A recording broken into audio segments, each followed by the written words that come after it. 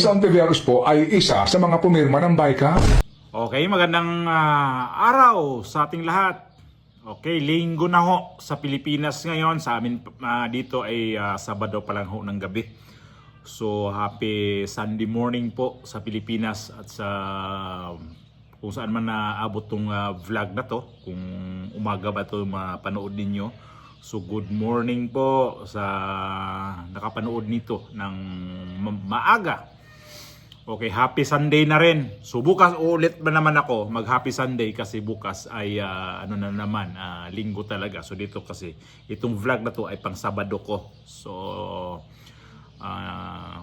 balikan natin itong si Manong Ted Filon na muling binanatan anang galaitis sa inis sa galit nito ni ito si Risa Hontiveros na isa pa to sa pumirma sa BICAM, pero itong BICAM, ang tinutukoy nitong BICAM no to nung 2025 na napaka-controversial ho yung yung budget ho. Yun 'di ba nakarating nasa nasa Korte Suprema pa ho 'yan. At yun din ang dahilan kung bakit isa sa pinaka-controversial din natin Pangulong Duterte yon dahil itong kung natandaan ninyo yon, ako tandang-tanda ko pa talaga kung sino una talaga nagsiwalat nun sa sa BICAM na yon na blanco ho yon, itong si Congressman Isidro Ungab. So si Congressman Ungab yun ho yung pinapakita niya kay dating Pangulong Duterte. At nakita ni Pangulong Duterte na blanco nga yung mga items noon. So, yun pala, itong si Risa Hontiveros kasama doon sa pumirma. At hanggang ngayon, nagpiling malinis, nagpiling walang alam. Yun pala siya kasama doon. Kasi parang sa palagay ko, kasama talaga siya doon. Kasi siya doon minority yata siya doon sa time na yon. Kaya kasama talaga siya. Kasi kukuha ng minority yan na para pipirma sa BICAM, kukuha rin sa majority. So sila-sila na lang ho yun. Kaya nga BICAM So, eto, galit si Manong Ted. Tingnan niyo yung video na to. At meron pa akong isang video mamaya na ipapakita sa inyo tungkol ito kay Amy Marcos naman. Sige, ito. Risa Hontiveros po ay isa sa mga pumirma ng BICAM. Matutuho tayo sa isyong ito kung gaano po tayo ginagawang tanga ng mga taong gobyernong ito. Yan. Yun kaya Manong Ted. Okay. Pangalawang strike na to ni Risa Hontiveros dito kay Manong Ted Ito ngayon, si Risa Hontiveros, sa tingin ko lang dito kay Manong Ted, hindi talaga niya to type itong si Risa Hontiveros. Kahit naman ako nito, sobrang plastic kasi. At ito yung magiging ambisyusa pa na magiging presidente daw, kakandidato ng presidente. Gusto niyang tapatan si VP Sara. So ngayon, alam na natin kung ano pa talaga ang mga atraso na sa taong bayan nito. Kung balikan pa talaga natin yung mga ginagawa nito sa PhilHealth noon, na ginawa nilang mga bonus yung pera sa PhilHealth sa mga sila mismo noon. Ay grabe ho yun Tapos ngayon ito namang BICAM, ito si Risa Hontiveros, siguro kung magiging presidente ito o presidenta, halimbawa lang manalo to, matindi to. Parang si Bongbong Marcos din to kakawatan. Matindi to mangawat mga ganitong klaseng mga tao na doon ba galing sa mga posisyon niya na hindi siya mismo ang nagpagod nun, yung pera na yun. Kagaya ngayon kay Bongbong Marcos, itong mga budget ngayon na pinaghati-hatian niya, mga malita na yan. O bago ko makalimutan, ipasok muna itong nung sinabi ni Amy Marcos na kinakabahan daw siya nung time na yun, nagtalo sila ni Pia Cayetano. Yung sinasabi ni Amy Marcos. Makakabalik ba? Diyos ko, nadidepress na ako. Ayoko na. I don't think so. Kasi yung sinasabi nila na si Lenny, na ang argument lang ng mga Si tao Lenny, doon, si Risa, si Nabam, si Nakiko, buhay na buhay daw, namamayagpag. nobody's taking serious kay Risa. Risa Hontiveros yung pinakamalalang politiko sa Pilipinas. Bakit malala? Wala talaga yan. Kapag Una, talaga? mahina talaga utak. Ikaw Sorry talaga. to say, pero that's true. Di ba, makikita nyo, may, Sumbong kita. Ikaw may talaga. nalaman nga ako eh. Oo. Hanggang meeting, meron siyang earpiece. Ikaw talaga? Eh, sabi ko, ano ba Sila ni namang Pia klaseng politiko nagtataraya, to? nagalit na si Pia kasi naka-record kami yung lahat. Naku, nervous naman ako. Hindi ko sinabi yun, pero Si Pia nagalit Oo nga, on eh. record nga eh. yun nga po. Talagang joke to si Risa Ontiveros. Oh.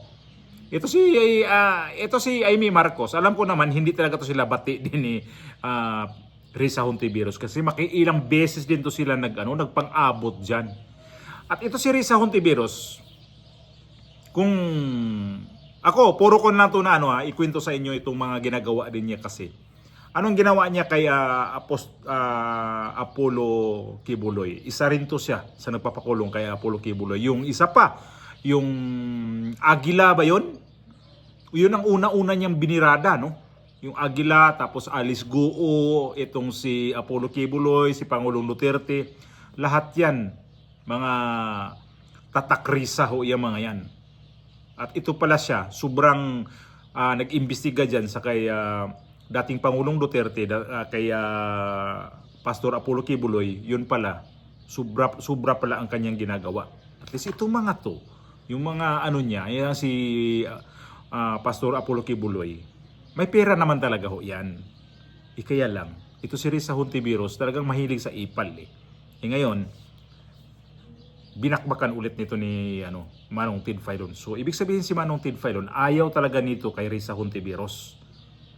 Halata naman eh. Kasi nung nakaraan yun, di ba? Na hindi nga niya pinapanigan si Risa Hontiveros noon dun sa tapatan nila ni Pia Cayetano. Yung nabanggit nga yung nabanggit yun ni Amy Marcos. Naka-record daw ho yun.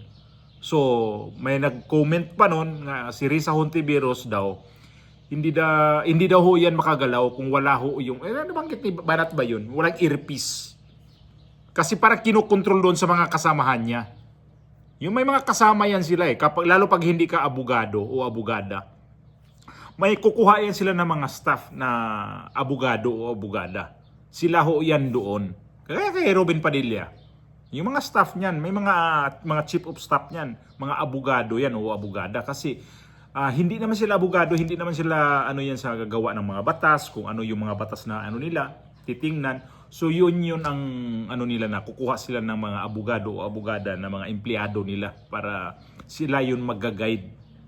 Kahit sino dyan, kahit mga abogado kukuha pa rin ng abogado doon para magkaroon ho ng madali na sa kanila yun, natitingin na ito yun. Senador, ito yung ginawa nila o ito yung mga ipapasang batas. So kahit sino yan dyan na nagiging senador na hindi abogado, kukuha talaga yan na abogado. Kasi para pang nila yan sila mismo ang mag-guide. So ibalik nila sa senador. Parang useless lang na talaga kapag hindi ka talaga abogado magiging senador ka. Kasi hindi ikaw mismo yung nag-aral sa batas Wala kaya nga ang daming sablay diyan ngayon sa mga senador kasi ang daming hindi abogado. Ilan lang naman ang abogado ngayon sa mga senador natin? Ilan lang? 5 yata O si Kiko Pangilinan, etong si Pia Cayetano, yung kapatid niya si Alan Peter Cayetano, si Marcoleta, may isa pa nakalimutan, si Escudero. 5 lang sila. Kaya ngayon ang Senado natin, iba talaga ang patutunguhan sa mga senador natin ngayon. Risa Hontiveros magiging presidente, hindi abogado, hindi abogada, kagaya kay Bongbong Marcos, drop out pa, hindi abogado, walang diploma.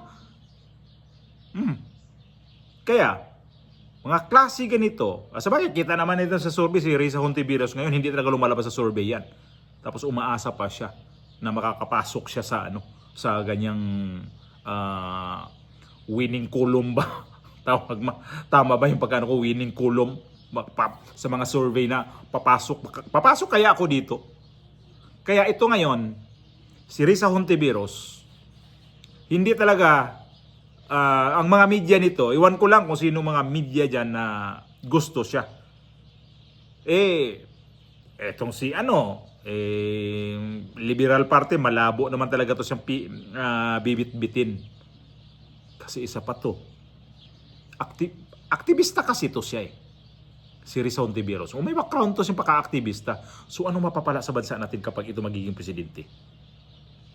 Sus, Ginoo ko, no? Wag naman sana mangyari. Kapag ito magiging presidente, galing kay Bongbong Marcos, tapos sasaluin ni Risa Hontiveros. Sus, ang Pilipinas siguro, lusno, bagsak talaga. Ngayon nga, yung rating nga ni Bongbong Marcos, hindi na nga yan makaangat . Hindi na kaya yan. Paano na kaya kung si Risa? Mahina nga, sabi ni Banat Bay, kahit ako, ayoko yan talaga. Nung alam nyo, nung hindi ko pa talaga siya, nung nanalo na yan siya, no? Akala ko okay siya kasi mukhang mabukal buka ng buka ang kanyang Yun pala nanalo na. Sabagay di ko naman talaga binoto din yan nung pagkasenadora yan. Never kung yan. Kasi di ba natalo ho yan nung una niyang sabak sa politika, pagkakandidato ng senador. So natalo ho yan. So ang daming naroon sayang. Kahit ako sayang din yun siya, pero yung nanalo na, sabi ko, ay wala to. Hindi to pwede talaga na magiging magiging senador to kasi walang ginagawa ang niya, puro paninira, puro ba yung sarili niya na ako magaling ako kahit ganito yung ko, pero ang galing ko. Feeling niya debater siya. So ngayon, wala na kasi siya mapuputahan talaga iba si Risa Hontiveros. Kaya balak na lang talaga nakakandidato talaga siya ng pagka-presidente. Kasi ang feeling kasi ni Risa Hontiveros, nung napakulong niya yung Agila na yon, yung mga may sobrang controversial yun, di ba? Naalala natin yun. Sunod si Alice Guo, si Harry Roque, yan yung mga tinatarget niya. Itong si Apollo Kibuloy, si Pangulong Duterte, yun ang gusto niyang gawing puhunan sa pagka-presidente kasi ayaw daw niya ng korupsyon. Isa mismo nanggaling sa sobrang korap Kaya nga itong si Manong Ted galit na galit siya dito. Tapos nag-ambisyon pa siyang magiging presidente. Kapag yung bumoto nito na mga tao, ewan ko na lang kung ano talaga ang mindset ng mga tao kapag ito yung binoto. Unang-una nga, hindi abogada. Nakita naman natin ngayon sa pagkasenadora niya. Walang niyan. Ano bang yung mga bill nga niyang ginagawa, nagtatalo nga sila ni Pea Cayetano Hindi nga siya makakibo-kibo. Parang kandilang tinusok siya doon, pinapatayo siya doon. Abogada yung abogada yung kadibati mo, tapos ikaw wala siyang rescue nung time na yun Kaya siya natamimi kay Pea Cayetano at napansin din Manong Ted Filon yun. At ito pa hindi pa tapos para si Manong Ted Filon dito kay Risa Hontiveros. Binulgar niya mismo na itong nangyari sa yung bycam na yon, kasama pala si Risa Hontiveros. Bulgar. Kung hindi ko napanood tong kasi nung time na yun, kasi nung na yun, hindi pa ko masyado kasing doon sa ganitong, sino pa talagang ng miyembro ng bycam. So, doon ko nalaman na itong si Risa Hontiveros pala, kasama doon. So, ayan, nakita ni Manong Ted ang kanyang, to siya ang tawag ko dito sa kanya, mapagsamantala sa mga tao.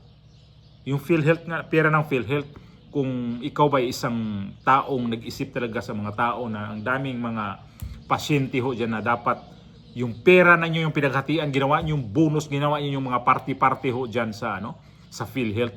Kung naisip yung kung matino ka, hindi mo gagawin yung ganun yun. So, magiging presidente ka tapos ganyan din ang ganyan din ang mga plano mo sa buhay mo. Tapos ang gagatasan mo ang mga tao. Ano mangyari sa Pilipinas kapag ito magiging presidente?